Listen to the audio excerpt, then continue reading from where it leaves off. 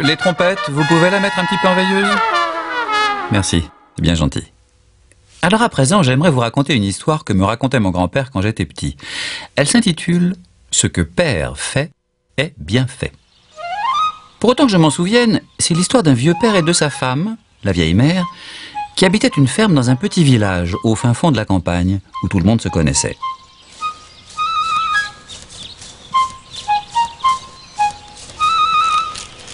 Il n'était pas très fortuné. En revanche, il possédait un beau cheval de labour qu'il prêtait généreusement à leurs voisins chaque fois que ceux-ci en avaient besoin. Mais le vieux père avait fini par se dire qu'il ferait peut-être mieux de le vendre ou de l'échanger contre autre chose. Et l'idée plaisait beaucoup à la vieille mère. Contre quoi on pourrait l'échanger? On verra bien, la mère. Elle ne doutait pas un instant qu'il ferait une bonne affaire. Car, comme elle disait toujours, ce que père fait est toujours bien fait. Elle le coiffa de sa plus belle casquette, afin qu'il soit présentable. Puis, elle lui noua son joli foulard autour du cou. Elle savait mieux que lui comment il pourrait faire bonne impression. Puis elle l'embrassa, et le vieux père s'en alla au marché avec le cheval.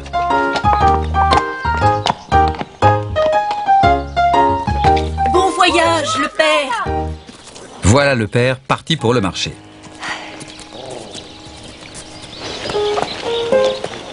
La route était longue. Il faisait chaud et le chemin était poussiéreux. Bientôt, le vieux père eut chaud et soif. Beaucoup de gens se rendaient au marché. Soudain, il aperçut un fermier et sa vache. « Je parie qu'elle donne du bon lait, » se dit-il. Il eut une idée.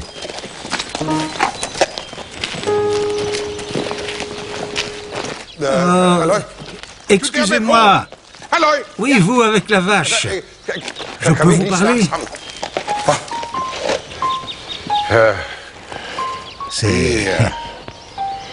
C'est une bien belle vache.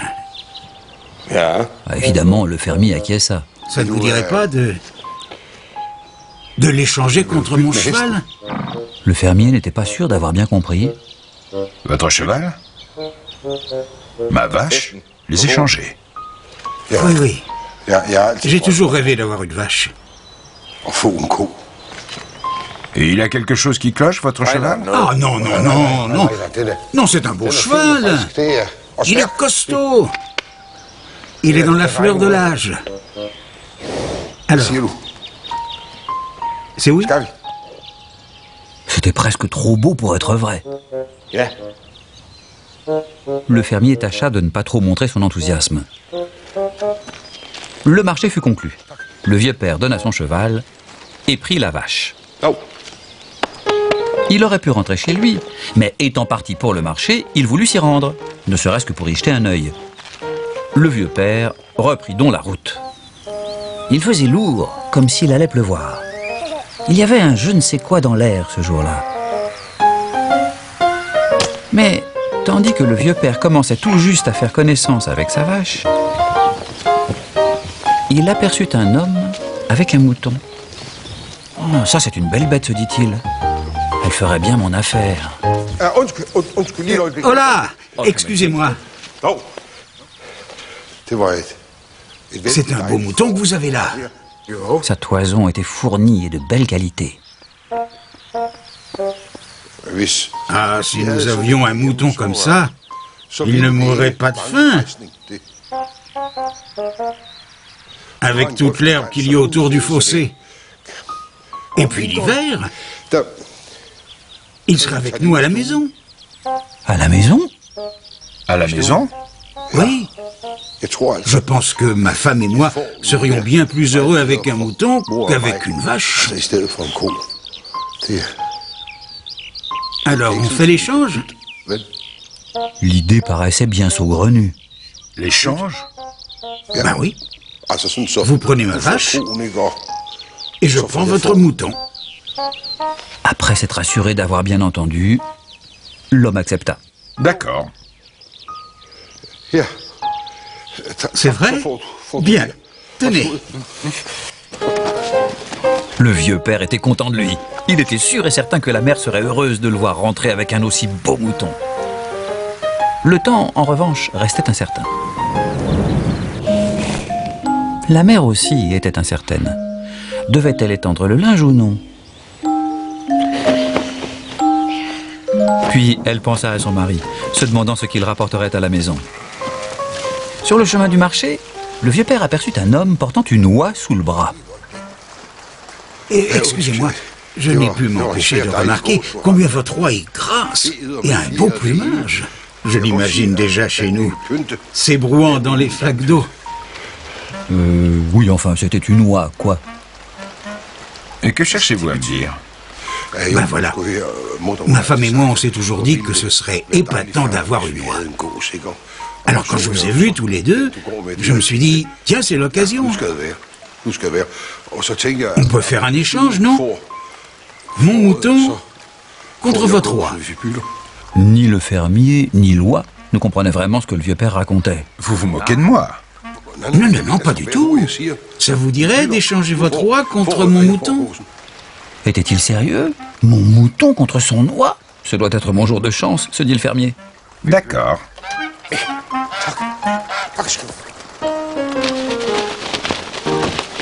Et notre vieux père s'en alla, l'oie sous le bras, se disant que sa femme serait bien contente de l'affaire qu'il avait faite. Quelques heures plus tard, le vieux père et son oie arrivèrent à la ville, grouillante d'activité. Le vieux père remarqua un fermier qui tenait dans les mains une belle poule. Il eut même l'impression que la poule lui faisait de l'œil. Ça pour sûr, c'était une créature magnifique. Il commença à rêver aux œufs savoureux qu'elle devait pondre. Oh, comme il aurait été heureux de la voir. Quelle belle poule vous avez là. Elle est rudement jolie. J'aimerais tant que ce soit moi. Eh ben oui, mais elle appartenait à l'autre alors. Ah ouais? Et vous m'en direz tant? En fait, je me disais que peut-être nous pourrions conclure une affaire. Si vous me donnez votre poule, je vous donne mon oie. Oh, le fermier, qui n'était pourtant ni bête ni sourd, n'était pas sûr d'avoir bien compris. C'est toi là? Oui, Contre ma poule? oui, Vous êtes sérieux? oui. Bon, ben... C'est d'accord. Affaire conclue. Quel coup de veine. Le fermier lui remit la poule. Son nouveau propriétaire, fier comme Artaban, imaginait déjà les succulentes omelettes que la vieille mère et lui dégusteraient bientôt. Comme il avait hâte de rentrer chez lui pour faire montre de sa bonne fortune. Pendant ce temps-là, sa femme hésitait toujours à étendre le linge. Ce dont elle était sûre, en revanche, c'était que le vieux père serait bientôt de retour avec une magnifique surprise. Le vieux père, qui n'avait pas chômé en cette chaude journée, se sentait harassé. Son estomac criait famine et son gosier était sec. T'as soif toi aussi, hein? Allons trouver une auberge. La poule n'était pas contre cette idée. Nos deux amis partirent donc à la recherche d'une auberge, histoire de faire une petite pause.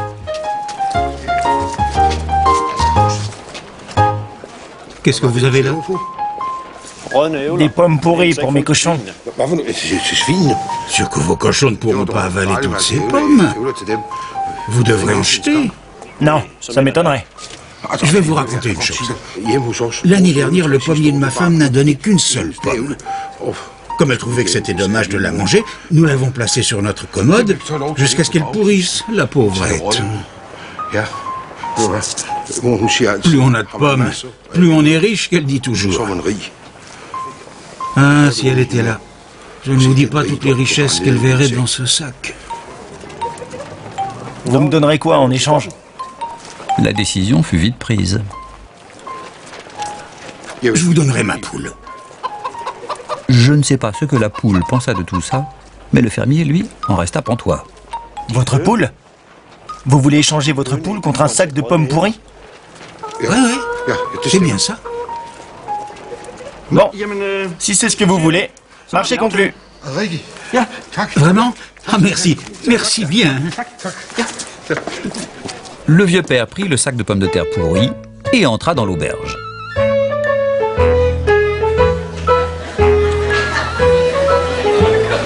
La salle était pleine de marchands de chevaux, d'éleveurs de bétail et d'autres gens de la campagne.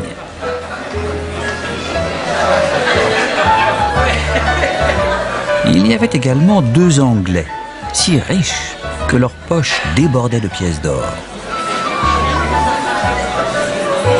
Mais avant de poursuivre notre histoire, laissons le vieux père se rafraîchir le gosier. Bon, où en étions-nous?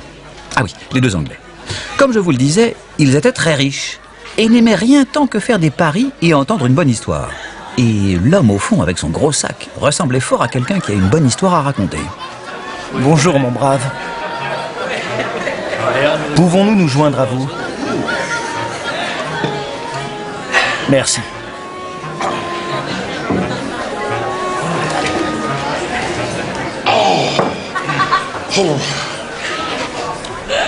Bien le bonjour, messieurs. Qu'y a-t-il dans votre sac, mon bon ami? Il est plein de pommes pourries. Je les apporte à ma femme. Vous apportez des pommes pourries à votre femme? Mais pourquoi diable? Eh bien, c'est toute une histoire. Alors voilà. Le vieux père leur raconta sa longue journée et les affaires qu'il avait faites. Comment il avait échangé son cheval contre une vache, puis la vache contre un mouton, puis le mouton contre une oie, puis l'oie contre une poule. Et enfin, alors qu'il s'apprêtait à entrer dans l'auberge avec la poule sous le bras...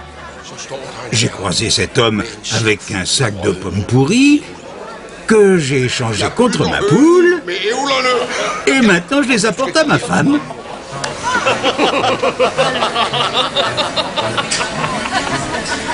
Les 2 Anglais ne purent contenir leur amusement et éclatèrent de rire. Comment pouvait-on être aussi stupide?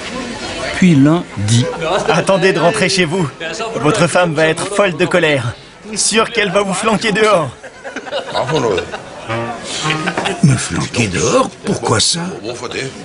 Parce que vous avez cédé votre cheval contre un sac de pommes pourries.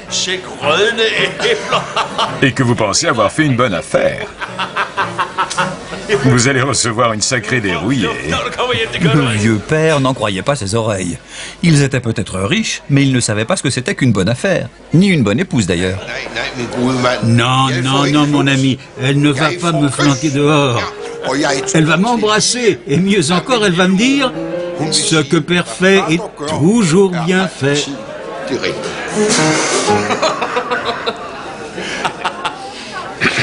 Voulez-vous parier? Un boisseau d'or, qu'en dites-vous? Le vieux père trouvait que les paris c'était un peu comme la triche. Mais comme il était sûr de gagner... Vous voulez dire de l'or, du vrai? Oui, tout un boisseau d'or. Ah, c'est un bon pari, je trouve. Car moi, je n'ai rien d'autre qu'un sac de pommes pourries. Topez-la, marché conclu.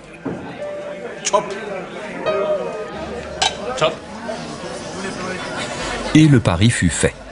À présent, les 2 Anglais devaient constater de visu la réaction de la femme. À la ferme, celle-ci, qui avait finalement étendu son linge, était en train de leur entrer. Soudain, elle entendit une carriole approcher. « Ça doit être du beau monde », pensa-t-elle. Elle alla à la rencontre des voyageurs. Ce n'était pas tous les jours qu'une carriole passait par le village. Qui cela pouvait-il bien être? Bonsoir, la mère. Du beau monde, en effet. Malgré le long voyage, les 3 compères étaient tout guillerets. Surtout le vieux père. Bonsoir, le père. J'ai troqué notre cheval. Vraiment? Tu as toujours été doué pour les affaires. Je l'ai échangé contre une vache. Oh, c'est bien. Comme ça, nous aurons du lait, du fromage et du beurre à notre table. Tu as fait une bonne affaire. Et ensuite, j'ai... Et il raconta une fois encore toutes les affaires qu'il avait conclues. Et plus il avançait dans l'histoire, plus elle était contente. Et je l'ai échangé contre une poule. Oh, j'ai toujours rêvé d'en avoir une. Et ensuite...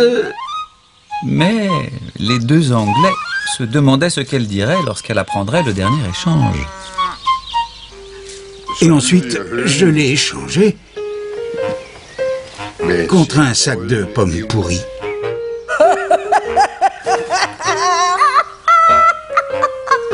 Bravo, le père. Ça mérite bien un baiser.